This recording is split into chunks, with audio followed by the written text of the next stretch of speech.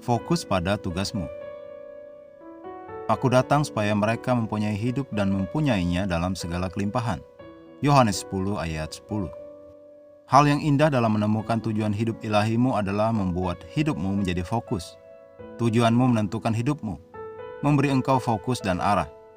Sinonim untuk tujuan adalah maksud atau desain. Maksud atau desain tidak pernah bersifat umum. Itu harus jelas, pasti dan spesifik, agar realistis dan efektif. Tuhan kita Yesus memiliki tujuan yang jelas untuk datang ke dunia, dan Dia menyatakannya dengan tegas. Dia berkata, "Aku datang supaya mereka mempunyai hidup, dan mempunyainya dalam segala kelimpahan."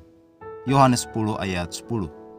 Alkitab berkata dalam 1 Yohanes 3 ayat 8, "Untuk inilah anak Allah menyatakan dirinya, yaitu supaya ia membinasakan perbuatan-perbuatan iblis itu."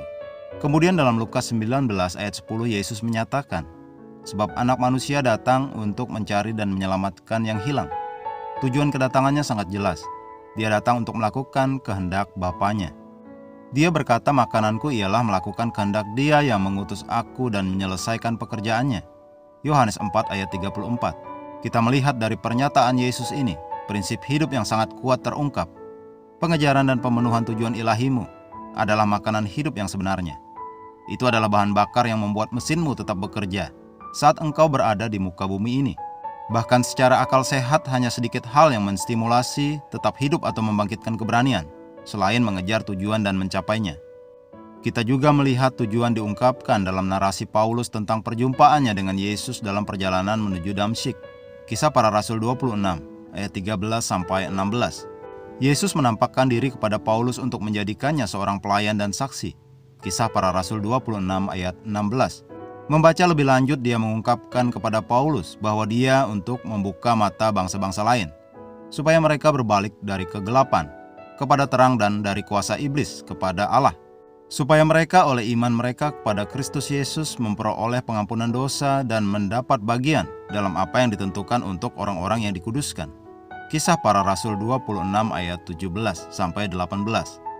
Inilah alasan keberadaan Paulus. Ini adalah misi hidupnya dan dia berkata di ayat 19, "Kepada penglihatan yang dari surgawi tidak pernah aku tidak taat."